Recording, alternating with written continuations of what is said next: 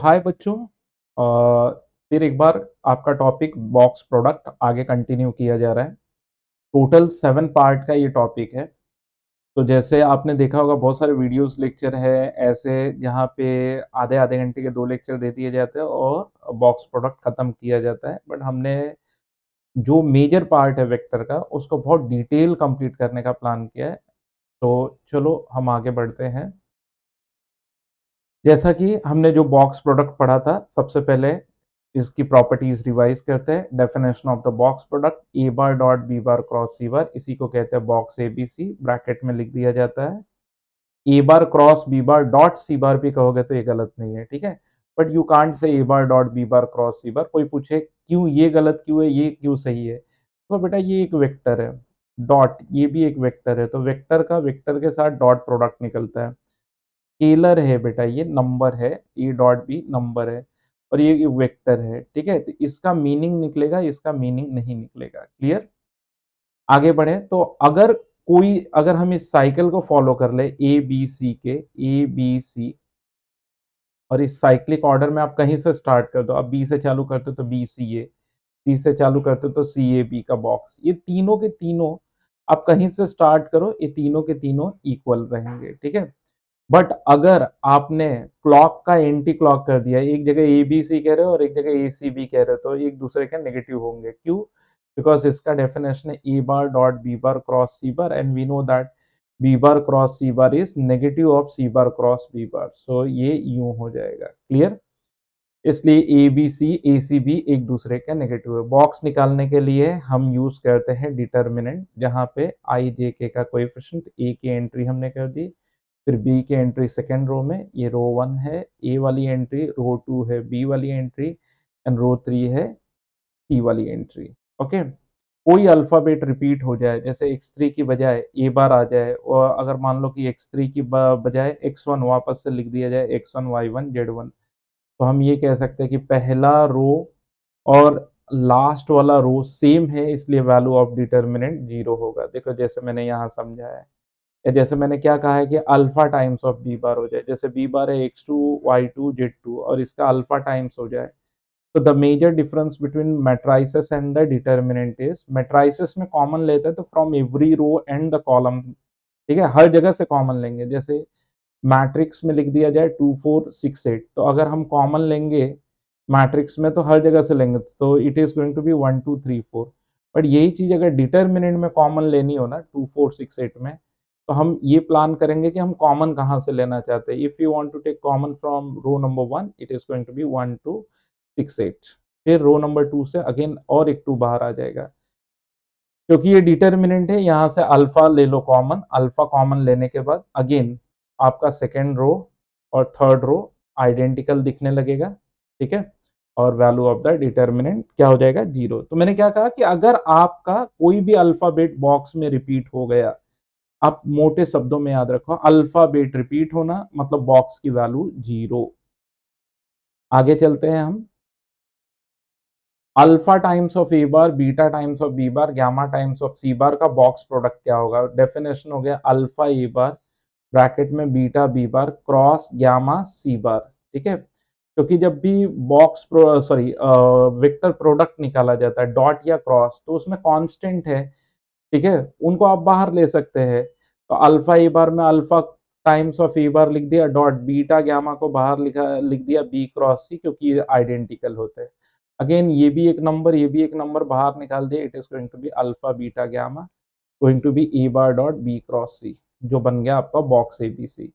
तो जैसे आपके पास लिख दिया जाए 2 a bar 3 b bar -4 c बार, तो आपको क्या करना है, व्हाट इज 2 3 जा 6, 6 4 जा 24, क्योंकि माइनस है -24 एंड ब्रैकेट में ए बी सी, आपको यूं यूज कर लेना है। क्लियर।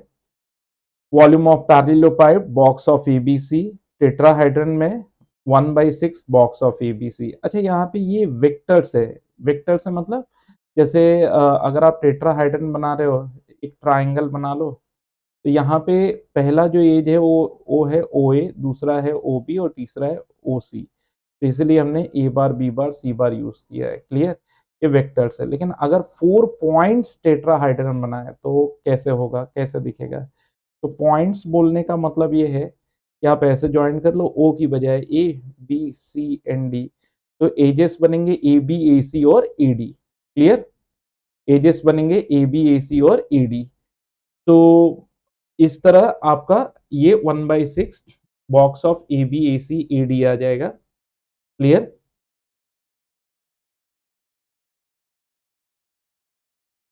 ओके। तो आगे चलते हैं। x1 ए बार y1 बी बार z1 सी बार, ठीक है। x2 ए बार y2 बी बार z2 सी बार, यानी प्लस है यहाँ पे। इनका बॉक्स निकालना, तो मैंने ये ट्रिक आपको ऑलरेडी एक्सप्लेन की है, इससे पहले के सारे वीडियोस गो थ्रू कर लो, कोई भी डाउट होगा आपका क्लियर हो जाएगा। अब यहाँ तक तो हम पढ़ चुके हैं। आज एक नई चीज आ रही है, कोप्लानरिटी। ठीक है, coplanar A B C coplanar है, बॉक्स प्रोडक्ट जीरो हो जाएगा। अगर coplanar points A B C D है तो A B A C A D का बॉक्स प्रोडक्ट जीरो होगा। क्यों जीरो होगा, कैसे जीरो होगा, और डिस्कस कर लेते हैं। तो जैसे एक प्रॉब्लम दे दिया, बोला ए बार बी बार सी बार कोप्लानर है। पहले इसकी एनालिसिस में आपको समझाता, फिर न्यूमेरिकल सॉल्व करना सिखाता। तो जैसे ये हमने ले लिया और पॉइंट ए को डिफाइन किया, तो ये बन गया ए बार। फिर हमने ले लिया बी को डिफाइन कर लिया, तो ये बन गया बी बार। अब मैं पूछूं कि बेटा इनका जो परपेंडिकुलर वेक्टर होगा, अगर तुम्हें क्रॉस प्रोडक्ट आता है तो तुम कहोगे कि हाँ सर परपेंडिकुलर वेक्टर तो ए बार क्रॉस बी बार होगा, ठीक है। अब बेटा यहाँ पर कहीं पर आप ओ सी ले लो, ठीक है। यहाँ पर मान लो कि ये ओ सी है और ये सी बार है, तो अगर इसके रिस्पेक्ट में भी देखोगे तो ये इस पे भी परपेंडिकुलर हो जाएगा। मतलब ए बार क्रॉस बी बार जो है परपेंडिकुलर टू सी बार हो जाएगा। Perpendicular is replace by dot, ठीक है, क्योंकि जब दो वेक्टर परपेंडिकुलर होते हैं तो डॉट प्रोडक्ट जीरो होता है। और ये बन गया box of A B C. ठीक है, तो box of A B C zero. तो यूं आप समझ लो बेटा कि अगर आपके पास को प्लानर वेक्टर्स आ रहे हैं, box equal to zero, box equal to zero. अब बॉक्स निकालते कैसे हैं, तो बॉक्स निकालते हैं डिटर्मिनेंट। यहाँ पे ए की एंट्री 2 - 1 - 1, फिर बी की एंट्री 1 2 - 3, फिर सी की एंट्री 3 β 2। अब इसे सॉल्व कर लेते हैं। जैसे ये 2 ले लिया तो this is going to be this is going to be 1 2 - 3, 4 यहाँ पे लिखेंगे, फिर -3 β, यानी कि गोइंग टू बी +3 β। तो 2 2 जा 4, देखो 2 2 जा 4 एंड -3 β, क्योंकि बीच में ऑलरेडी माइनस होता है तो ये प्लस हो जाएगा। फिर ये -1 को ले लेते हैं, बीच में ऑलरेडी माइनस होता है। अब ये मैं बच्चों की तरह लिख के तो दिखा रहा हूँ, बट इतना समय नहीं होगा आपके पास एग्जाम में। 2 1 जा 2 एंड 3 × 3 9, माइनस होता है बट क्योंकि ऑलरेडी ये माइनस है तो प्लस हो जाएगा। फिर यहाँ पे प्लस, ठीक है, और अगला नंबर उतार लेते हैं -1। डायरेक्टली मैंने लिख दिया -1, नहीं तो ऐसे आप लिख सकते हैं। यहाँ पे इरेजर भी यूज कर लेता हूँ मैं। देखो थर्ड साइन, अच्छा ये उनके लिए बता रहा हूँ जिन्होंने आज तक कभी डिटर्मिनेंट सॉल्व नहीं किया है। अब ये हो जाएगा बीटा इंटू दिस बीटा, और यहाँ पे हो गया -6। ओके, तो बीटा -6 इक्वल टू जीरो। अब फर्दर सॉल्विंग अगर हम देखें तो ये हो गया 8 + 3 β +1 × 11, तो ये हो गया 11 minus beta +6 equal to zero. Calculation देखते हैं, 11 8 + 11 19, 19 + 6 ये हो गया 25। ओके, एंड 2 3 जा, यहाँ पे एक गलती कर दी 6, जो 2 3 जा 6 था वो हमें लिखना चाहिए था 2 3 जा 6। 6 में से 1 गया तो -5 β equal to zero, sorry +5 β equal to zero, 6 - 1, तो 5 β equal to -25, so beta equal to -5। तो क्या आप लोगों को समझ में आया एक्सप्लेनेशन भी और ये क्वेश्चन भी? तो आंसर है -5। आगे बढ़ते हैं। तो एक चीज क्लियर हो गई, क्या याद रखना है कि जब भी यहाँ पे हमें दे दिया जाए को प्लानर, क्या याद रखना है, coplanar vectors box is zero. अच्छा ये है को प्लानर पॉइंट्स।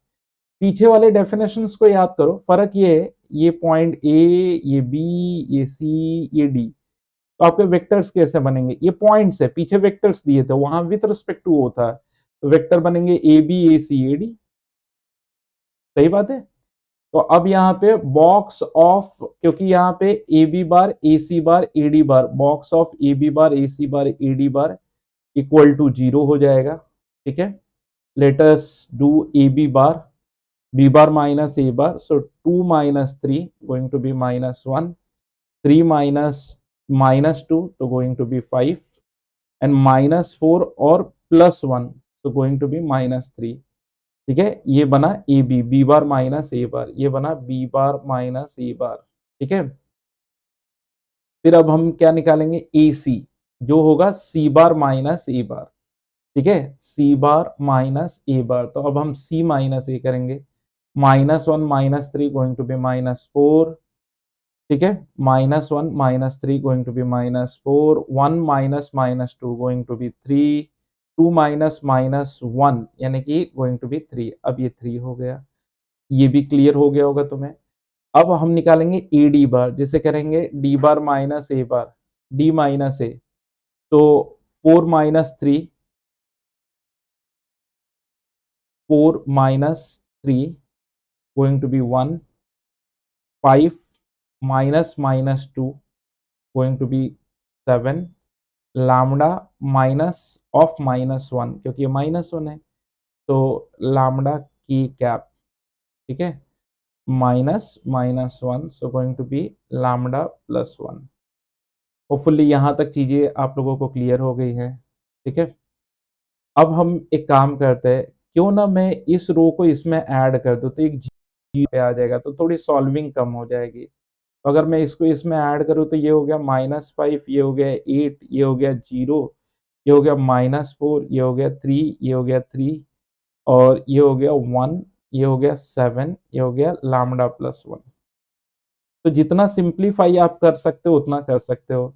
ठीक है, अगर मैं इसको भी 0 बना दूँ, कैसे बनाऊँ? अगर मैं इसको 8 से मल्टीप्लाई कर, सॉरी 3 से मल्टीप्लाई कर दूँ और इसको 8 से मल्टीप्लाई कर दूँ, मतलब दिस रो मल्टीप्लाइड बाई 3। जिन्हें कैलकुलेशन पसंद है वो कैलकुलेशन डायरेक्टली कर सकते हैं।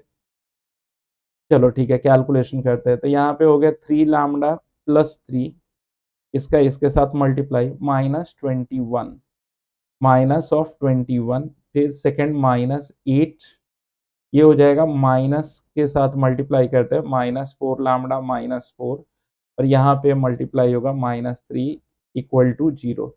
Let's open the bracket, 3 lambda so going to be -15 lambda, 3 में से 21 गया तो बचा कितना है, 18, -18 into -5 so going to be 90, -8 का अगर मैं यहाँ मल्टीप्लाई करूँ तो going to be 32 lambda, -8 into this 32 lambda, और -8 इंटू -7 तो going to be 56 equal to 0। ठीक है, 32 में से 15 गया तो कितना हो गया, 17 लैम्डा, और 90 plus 56 so going to be 146 equal to 0। तो लैम्डा की वैल्यू आ गई -146/17, -146/17, ये आ गया आपका आंसर। होपफुली इस क्वेश्चन में किसी को डाउट नहीं है।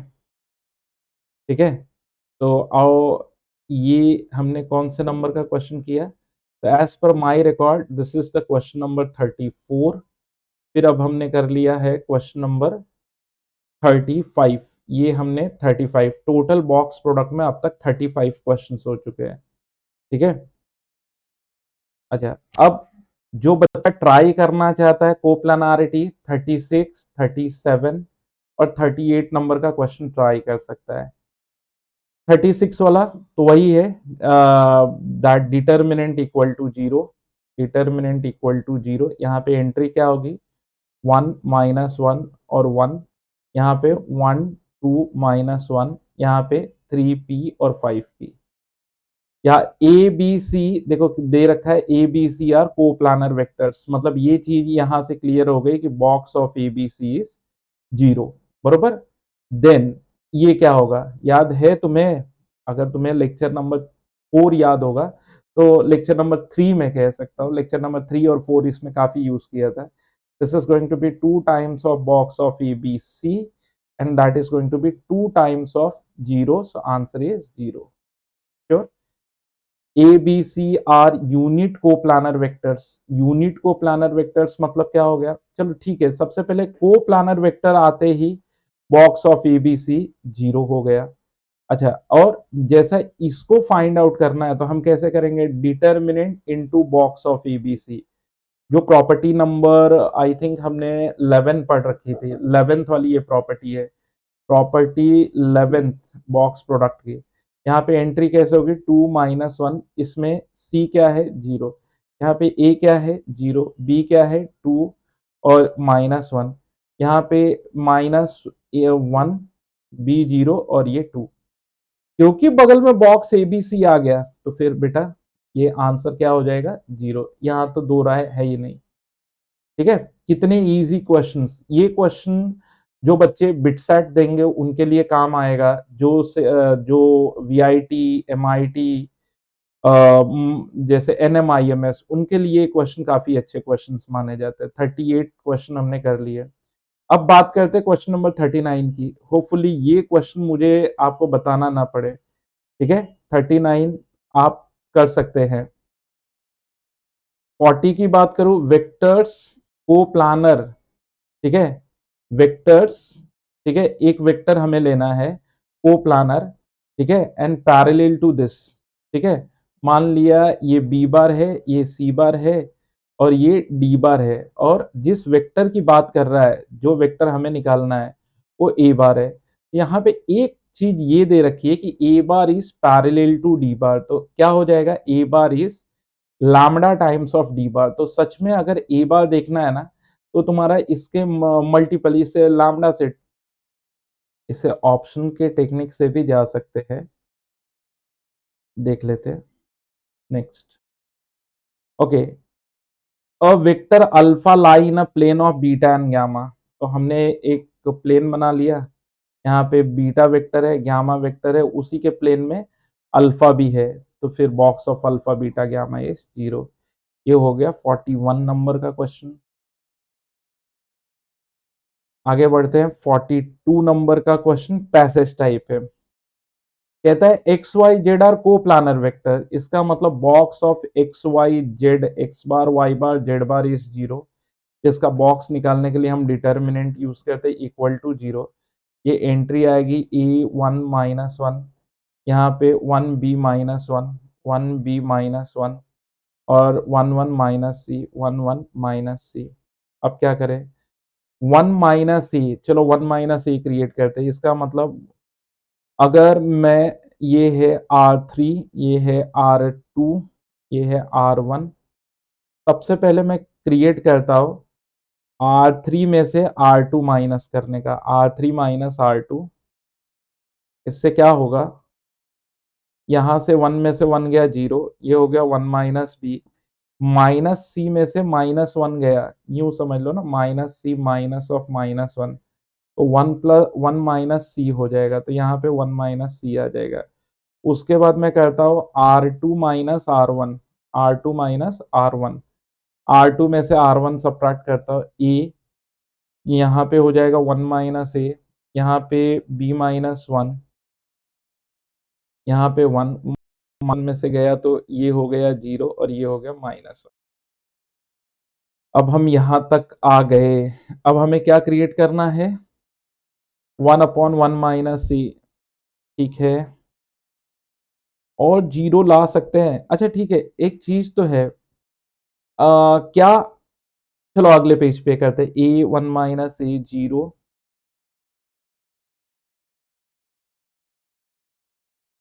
मेरे पास जो एंट्री है वो ऐसे है, A1 - A 0, फिर 1B - 1, 1 - B, 1B - 1, 1 - B equal to 0, और पिछली एंट्री है -1 0 1 - C, -1 0 1 - C। लाना है 1/1 - A plus 1/1 - B plus 1/1 - C। इसका आंसर क्या होगा? तो मुझे एक चीज़ नज़र आ रही है कि इसमें से पहले रो में से 1 माइनस ए कॉमन ले सकते हैं। फिर कोई बच्चा बोलेगा कैसे ले सकते हैं? चलो मान लो 0 है तो यहाँ से आ जाएगा बट पू सबके पास 1 माइनस ए होना चाहिए, ठीक है ना? इस टर्म को ऐसे समझ लेते हैं कि इसके नीचे 1 माइनस ए इंटू 1 माइनस ए है। अब देखो इधर भी 1 माइनस ए है, इधर भी 1 माइनस ए है, इधर भी 0 है। 0 मतलब 0 को अगर कंसीडर किया जाए तो 1 माइनस ए इंटू करो तो कोई फ़र्क नहीं पड़ता। सबके पास 1 माइनस ए है, ठीक है? सबके पास 1 माइनस ए है। इसी तरह सबके पास 1 माइनस बी यहाँ पर भी है और 1 माइनस सी यहाँ पर भी है। 1 माइनस सी यहाँ पर है। तो अगर मैं कॉमन ले लूँ तो बचेगा क्या? बचेगा क्या? तो बचेगा यहाँ से a अपॉन 1 माइनस ए, यहाँ से 1, यहाँ से 0, यहाँ से 1 माइनस बी कॉमन लिया, खैर यहाँ नहीं था तो 1 अपॉन 1 माइनस बी, यहाँ पे 1 और यहाँ पे सॉरी यहाँ पे -1 और यहाँ पे 1 और यहाँ पे नहीं था तो माइनस 1 अपॉन 1 माइनस सी, यहाँ पे 0 और यहाँ पे 1। देख लो, कहीं कोई दिक्कत है पूछ लो। क्लियर? फिर अगर मैं इसे सिंप्लीफाई करूँ, चलो ये सारे टर्म को मैं नीचे डाल इसके नीचे डाल सकता हूँ provided A not equal to 1 B not equal to 1 C not equal to 1 बोल के ये इसके नीचे चला जाएगा ताकि नॉट इक्वल टू 1 बोलने का मतलब अगर मान लो कि ए का आंसर 1 आ जाए तो 0 बाई 0 हो जाएगा, डिवाइड नहीं कर सकते ना। सिंप्लीफाई कर लेते, ये हो गया A upon 1 minus A, bracket में बचेगा -1 minus 0 -1 minus 1 upon 1 minus B, bracket में बचेगा 1, ठीक है? माइ plus minus 1 upon 1 minus C, यहाँ से भी बचेगा 1 0। तो ये आ गया, माइनस कॉमन ले लो सबका, माइनस कॉमन लेने के बाद A upon 1 minus A plus 1 upon 1 minus B plus 1 upon 1 minus C और ये आ गया 0। ये माइनस हटा दो तो आंसर आ गया A upon 1 minus A plus 1 upon 1 minus B plus 1 upon 1 minus C equal to 0। लेकिन मुझसे पूछा गया है इसकी क्या वैल्यू होगी। अब इसकी वैल्यू एक एक्स्ट्रा ये आ रहा है, ये पंगा दे रहा है। ठीक है, इसे भी हम मैनेज कर देते हैं। देयरफॉर क्यों ना मैं इसे ऐसे लिख दूँ 1 माइनस 1 माइनस ए, ब्रैकेट खुलेगा तो होपफुली तुम्हें समझ में आ गया क्या मैंने किया। Adding 1 subtracting 1, 1 minus A plus 1 upon 1 minus B plus 1 upon 1 minus C and equal to 0 आ गया। तो अब इसे डिवाइड कर देते हैं, 1 upon 1 minus A minus 1 plus 1 upon 1 minus B plus 1 upon 1 minus C equal to 0। तो ये जो चीज़ उधर गई तो इस पहले क्वेश्चन का आंसर है, फर्स्ट क्वेश्चन का आंसर है इक्वल टू 1, ठीक है? इस क्वेश्चन का आंसर इक्वल टू 1 है। जिन बच्चों को नहीं समझ में आया है, वो बच्चे मुझे पूछ सकते हैं, ठीक है? मेरा नंबर है 9819979195। आप मैसेज इस नंबर पे भेज के अपने डाउट क्लियर कर सकते हैं। क्लियर? ओके, चलो अब अगला सवाल क्या है? अगला सवाल इसी में एक चीज और पूछी गई है कि what is the value of A upon 1 minus A, B upon 1 minus B, C upon 1 minus C. इसकी वैल्यू तो हमें समझ में आ गई कि सर इसकी वैल्यू तो 1 है। और याद रखो इधर भी एक ऑब्स्टिकल आया था ए अपॉन 1 माइनस ए। तो मैंने कैसे किया था याद है ना? मैंने लिखा था उसको 1 माइनस ब्रैकेट में 1 माइनस ए, याद आ रहा है? अभी जैसे ये है ना तो इसको मैं लिख सकता हूँ 1 माइनस ब्रैकेट में 1 माइनस बी, ब्रैकेट खोलोगे तो वही आएगा 1 माइनस 1 माइनस सी। ये जो पैसेज टाइप के क्वेश्चन होते हैं ना, इसमें क्या है, एक भी क्लिक हो गया मतलब तुम्हारी लॉटरी लग गई। तो अगर इसे सेपरेट करो तो 1 upon 1 minus A minus 1 plus 1 upon 1 minus B, यहाँ पे आ जाएगा -1 प्लस 1 अपॉन 1 माइनस सी, यहाँ पे आ जाएगा -1। फिर क्योंकि अब तुमने सोचा होगा कि ये सर पहले से इस क्वेश्चन को किया होगा इसलिए इसे समझ में आ रहा है कि क्या करना है? नहीं, ये क्वेश्चन मैंने भी अभी देखा। मुझे ये पता है कि इसका आंसर मैं इक्वल टू 1 ला चुका हूँ, तो अगर इसका कहीं यूज़ हो जाए, देखो हो रहा है ना 1 अपॉन माइनस ए, हो रहा है ना 1 minus A plus 1 upon 1 minus B plus 1 upon 1 minus C, और -1 3 बार आया -3। अब ये हो जाएगा 1 minus 2 and 1 minus 3 and equal to -2। तो ये देखो ये इसका आंसर आ गया। पहले क्वेश्चन का ए, दूसरे का बी और तीसरे का सी। अच्छा, तुम लोग ये मत सोचना, अच्छा तीसरा क्वेश्चन गलत भी दिया है। x plus Y, Y plus Z, Z plus X देना चाहिए था। जेड प्लस एक्स गलती से टाइपिंग में जेड प्लस जेड हो गया, जेड प्लस एक्स है। थर्ड क्वेश्चन जो है जेड प्लस एक्स है। तुम्हें मालूम है ना, ये हमने पहले भी कई बार डिस्कस कर चुके हैं हम इस पे कि देखो अगर ये क्वेश्चन है तो this is going to be 2 times of x Y z, and हमने यहाँ पे क्या बोला कि एक्स वाई जेड को प्लानर है, इसलिए उसका बॉक्स क्या होगा, जीरो होगा। तो 2 into zero and the answer is zero. Clear? हम आएंगे फिर इस एक बार इस क्वेश्चन को करने आएंगे। अच्छा, क्या दे रखा है कि ए बार जो है वो आई प्लस जे है और बी बार जे प्लस के है, सी बार। तो अगर इसके हिसाब से देखा जाए, C bar is alpha A bar plus beta B bar. तो बच्चों एक ध्यान रखो, ये रिलेशन आया, इसका मतलब कि सी बार इज को प्लानर विथ ए बी के साथ को प्लानर है। मतलब ये जो स्केलर लीनियर कॉम्बिनेशन जो फॉलो कर रहा है, ये जो अल्फा बीटा आने की वजह से मैं ये समझ गया था भाई लीनियर कॉम्बिनेशन फॉलो कर रहा है। सी बार इक्वल टू, ठीक है, इफ द वेक्टर्स, ये vector and the c bar r को प्लानर। चलो ठीक है, सी बार के साथ को प्लानर है। एक काम करते हैं, वैल्यू को, इसका वैल्यू हो गया 1 माइनस 2 और 1, और इसकी वैल्यू होगी 3 2 माइनस 1, 3 2 माइनस 1, ठीक है।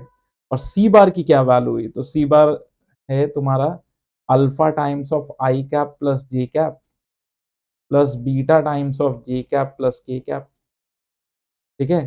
तो C bar equal to alpha I cap plus J cap, common लेंगे तो alpha plus beta K cap.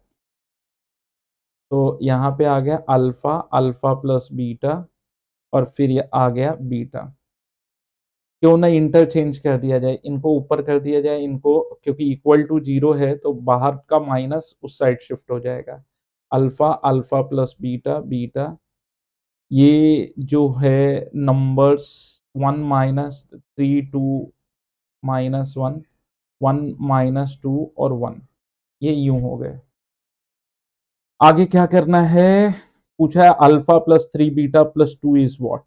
ठीक है, कोई दिक्कत नहीं, निकाल लेते हैं इसको। अल्फा ले लिया क्योंकि ऑलरेडी इक्वेशन है, तो ये हो गया 2, ठीक है, और -2, अल्फा प्लस बीटा ब्रैकेट में माइनस अल्फा प्लस बीटा के साथ लिया, तो यहाँ पे बनेगा 3 प्लस 1, प्लस बीटा के साथ ले लिया तो -6 -2, -6 -2 इक्वल टू जीरो।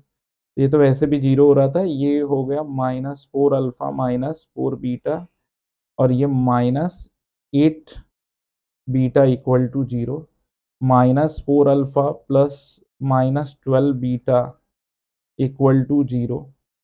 तो अल्फा प्लस 3 बीटा की वैल्यू जो है जीरो। तो अल्फा प्लस 3 बीटा का जीरो होना मतलब 0 प्लस 2 इज 2। तो पहले का ए का आंसर तो ये आ गया, ठीक है, ए का आंसर आ गया। दूसरा कह रहा है कि alpha plus 4 beta is what, sorry alpha by beta plus 4 is what. तो अल्फा इक्वल टू -3 बीटा, तो अल्फा बाई बीटा इज -3। इसका आंसर आ गया -3 प्लस 4, सो इसका आंसर आ गया 1। फिर beta by alpha is what, alpha by beta is -3, तो -1/3 हो जाएगा। इसकी सॉल्विंग कर लेते हैं यहाँ पे, 3 times of beta by alpha कितना हो जाएगा, -1/3 प्लस 2/3। तो ये कितना हो गया, 1/3 इंटू 3, तो ये 1 हो जाएगा। तो ये भी 1 दे रहा है, ठीक है।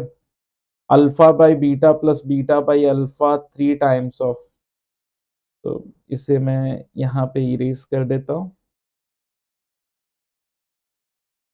ये वैल्यूज को मैं डाल देता 3 times of alpha by beta क्या आ रहा है, alpha by beta is -3, so beta by alpha is -1/3 plus 11, do the cross multiply, 3 -9 -1/3 plus 11, तो ये 3 गया तो -10, 11 -10, तो ये भी 1 आ गया, तो इसका भी आंसर 1 है।